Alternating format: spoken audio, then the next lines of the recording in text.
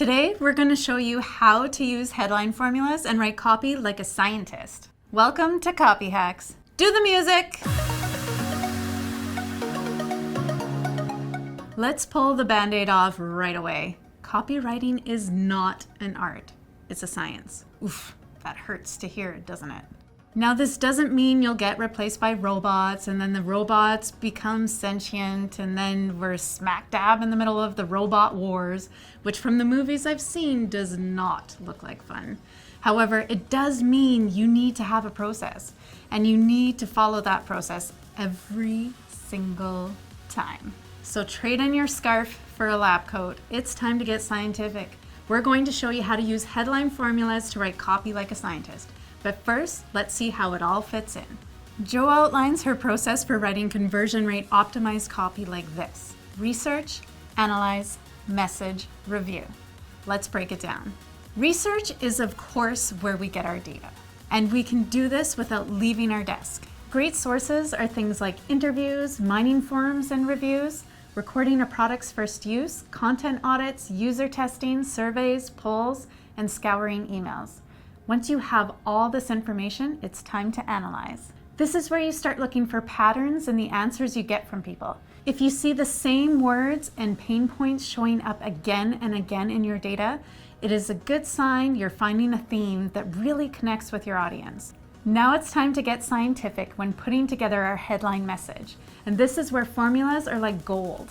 You might think if you're not crafting an original headline out of your own macchiato-infused creativity that you're not a good writer, or worse, a plagiarist. But headline formulas aren't just copy and paste. They're more like Mad Libs that you fill in with your own research and style to create something new. When you're trying to create 50 headline variations, they take away a lot of the heavy lifting. And most importantly, they're proven to work. And as a conversion copywriter, stuff that works is sort of your deal. So get on board. Here's a couple formulas you could try. The only way to do something desirable without doing something undesirable. An example could be the only way to turn off the lights without clapping or getting out of bed. Do something hard in period of time or promise. So tune your piano in 15 minutes. Our piano tuner app is free. Do something desirable like an expert without something expected and undesirable. Learn to play chess like Bobby Fischer without any of the crazy. If you need more inspiration, click the links in our description to get your hands on even more headline formulas.